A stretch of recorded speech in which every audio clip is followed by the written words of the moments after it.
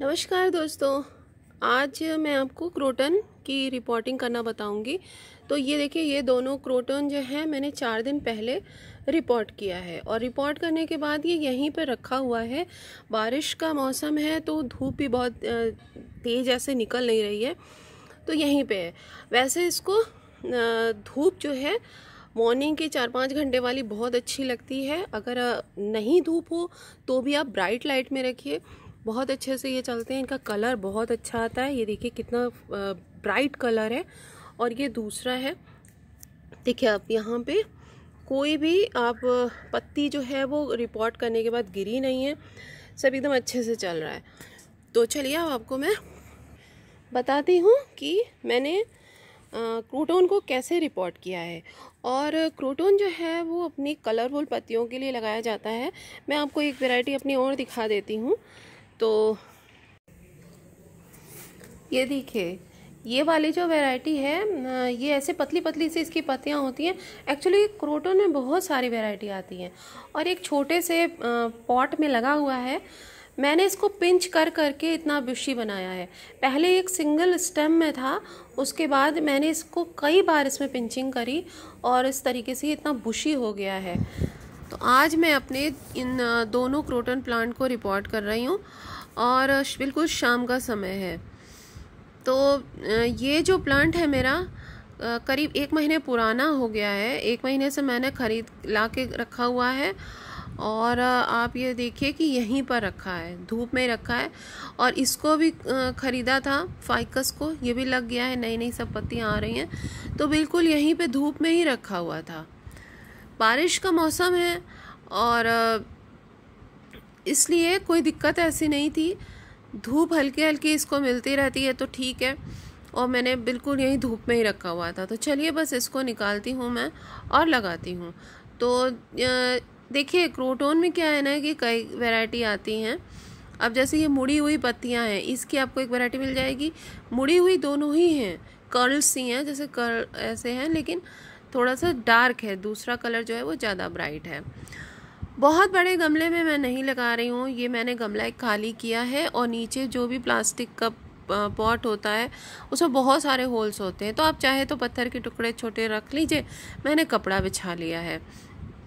और ये जो कि बाहर बारिश में रखा हुआ था मिट्टी, तो एक तो सूखी है और एक गीली है। अब दोनों ही मिट्टी बिल्कुल, देखिए क्रोटन की मिट्टी जो ऐसी होनी चाहिए जो हल्की सी मॉइस्ट रहे। ये तो थोड़ा गीली हो रही है क्योंकि बारिश की वजह से गीली हो गई, तो हल्की सी मॉइस्ट रहे।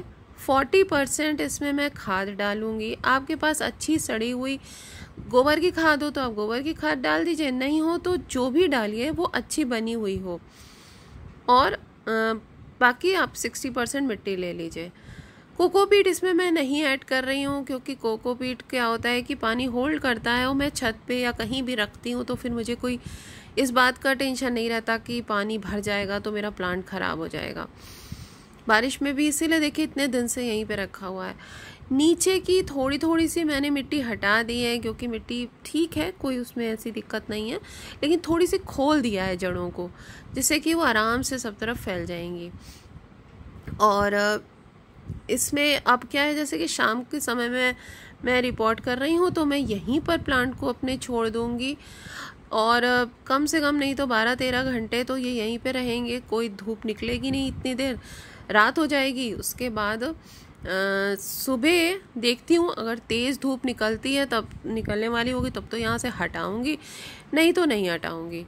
क्योंकि अगर सही से इतने दिनों से चल रहा है तो चलता रहेगा, बस ब्राइट लाइट में रखना है क्रोटन को। कभी भी अगर आप ना किसी और मौसम में, गर्मी में या किसी में वैसे में लगा रहे हैं जब टेम्परेचर बहुत ज़्यादा है, 35 के ऊपर है टेम्परेचर, तब शेड में रखिएगा। रिपोर्टिंग करने के बाद किसी भी प्लांट को धूप में बाहर नहीं रखिए।